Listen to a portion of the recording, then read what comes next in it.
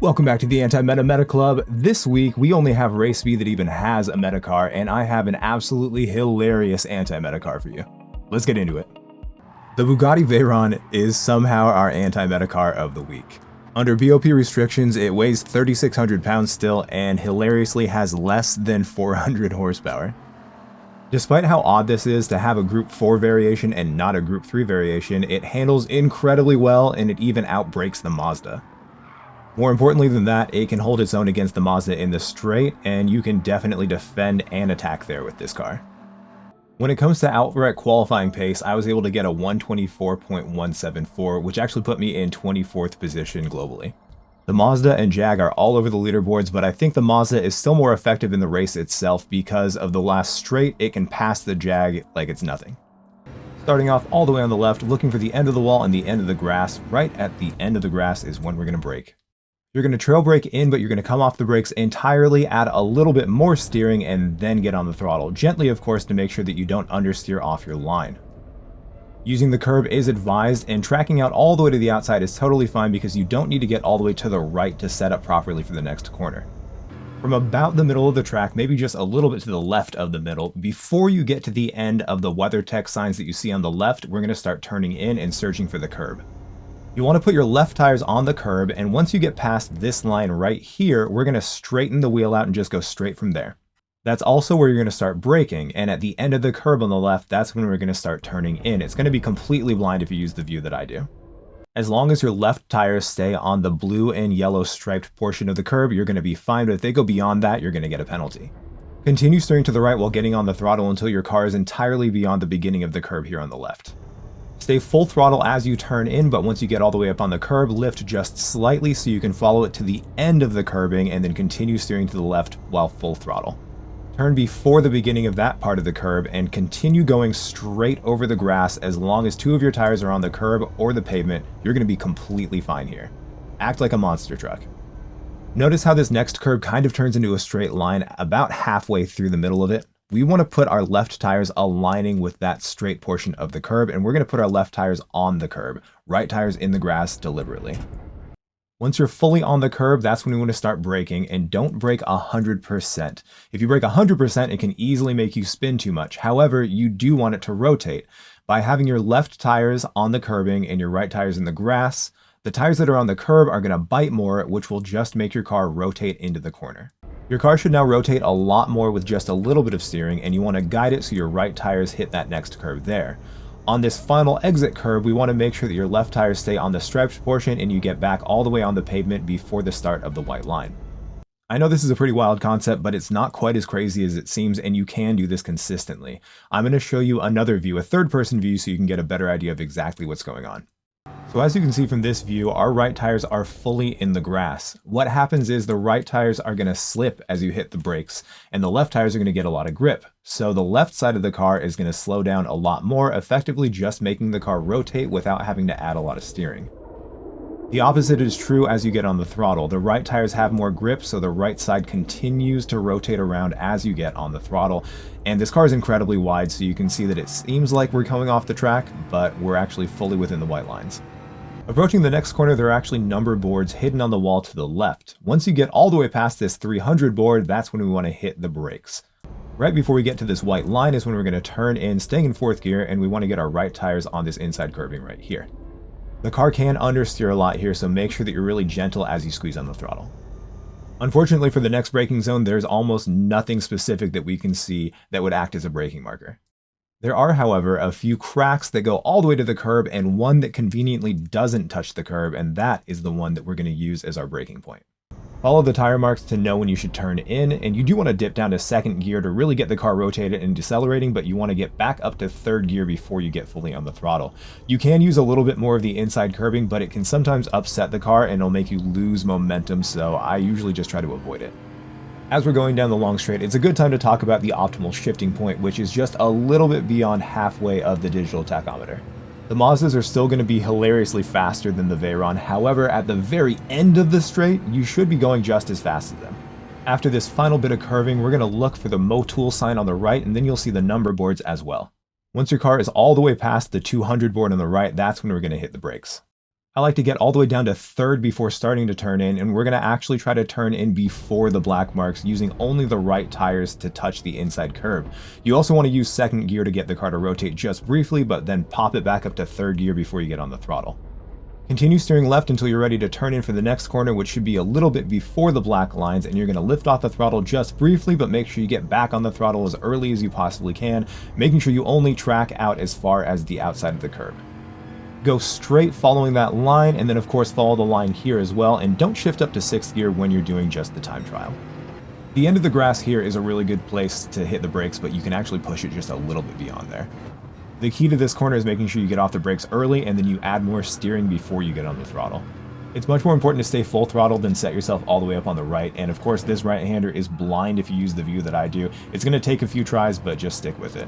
Coming off the throttle there is really important to make sure that you're set up on the left, because you won't be able to stay full throttle through this section if you're not set up correctly. And of course, I broke down this really weird left-hander. It's probably the most important single corner on the track, so make sure you do everything you can to carry as much speed and get on the throttle as early as you can there. This first right-hander is a lot faster than you might think, and this second one's probably a lot slower than you might think, and it's extra difficult because there's no real concrete braking point. So it's going to take a lot of practice. You can slow it down when you're just doing the time trial, but you're going to have to rely on your instincts when you're actually in the race, and definitely give people a lot of room when it comes to following people closely there. A lot of people are going to brake too early, some are going to brake too late. It doesn't matter if they brake too late, but it matters a lot if they brake too early and you're right on their bumper. Just like the first sector, carrying speed through this and then cutting the track as much as you possibly can is key to getting a really good time here. This right-hander is really important to fight the Mazdas because you will infinitely be better than the Mazdas up that hill, and so if you can nail it every time, you're going to be able to pass Mazdas left and right. Alright, let's look at a quick race now. So since this is race B, there's no actual strategy. No pit is needed, there's not any tire wear or fuel management necessary, so it's all about your raw pace. Okay, that's not entirely true. Of course there's some strategy involved, but the strategy comes entirely from the differences in the cars. I mentioned in the breakdown that the final right-hand corner is a really good place to pass the Mazdas. You're going to see that a lot of the Mazdas are going to struggle to get up that hill with the front-wheel drive. Now, even though this is a completely nerfed Bugatti Veyron, it still has some of that famous Bugatti power. The Mazda 3s are going to be faster initially, at least probably for the first 75% of the straight, but if you can stay in slipstream or at least keep one of them behind you, by the end of it, you'll be probably going about the same speed, especially if you have slipstream from a car in front. The Veyron is also much better than the Mazdas when it comes to the really twisty part of the first sector. So if you can pull off a pass at the beginning of the first sector, they're not going to be able to get back to you at least until the back straight. And as you can see from here, it's got a lot more power than the former great GTR, which is kind of sad to see, especially if you're a GTR fan, but this is a Bugatti, so what do you expect? Now, like I mentioned in the breakdown, it's really important to stay fully on the throttle here. A lot of people are going to try to set themselves up wide by lifting off the throttle, and you're going to be able to get really close to them. People are also going to make a lot of mistakes when it comes to that first corner. Most people are probably just going to give themselves a penalty, but be really wary of people making mistakes throughout this entire sector, because it's going to just slow you down and you'll probably run into them, and you can give yourself a really nasty penalty from colliding with people too hard. It's actually very likely that you're going to be very close to the cars in front because the Veyron is so incredibly good at that first sector, but it's also going to blind you and not make it so you can see exactly where to place the car, so you might give yourself some penalties if you're not very careful about where you place the car in that first sector. Now, if you spend a lot of time in race B, they're always really short, and because they're short, people act really desperate, so it's kind of cool to see that there's been no incidents so far in this race, and we're already almost finished with the first lap. This is more common knowledge than track specific, but if people do get a penalty there, it's going to make it so you can't really see if you're following closely to people, so you've got to be really careful. Now, this is a mistake that I make too frequently. I expected that Evo to get back on the throttle really early, and he didn't. And he just stayed on the throttle after that. I don't know if he just panicked or what, but he went all the way off the track, and of course that turned him around. I feel kind of bad because I probably caused him to panic, but he definitely should not have just stayed on the throttle after I bumped him. But yeah, a little too late for that. Sorry, Monster, if you're watching. I didn't mean to cause all of that, but here we are.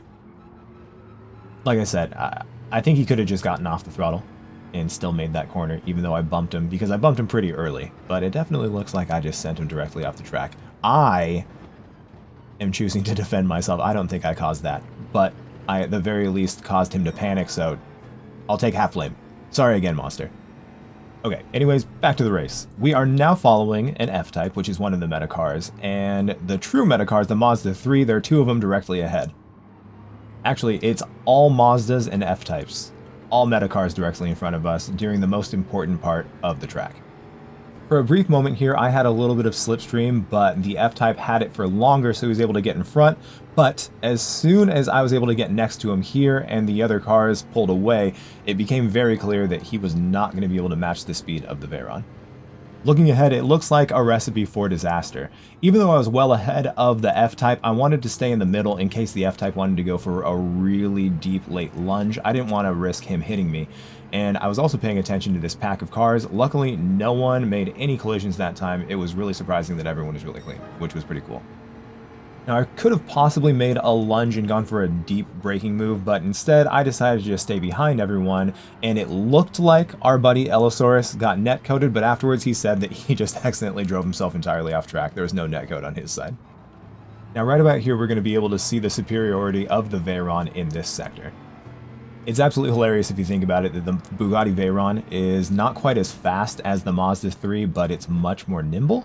But anyways, that's Gran Turismo. Now, as you can see, that rotational trick can work consistently, and knowing exactly what the track limits are meant that I was able to sneak right next to that Mazda 3 and pull off this pass.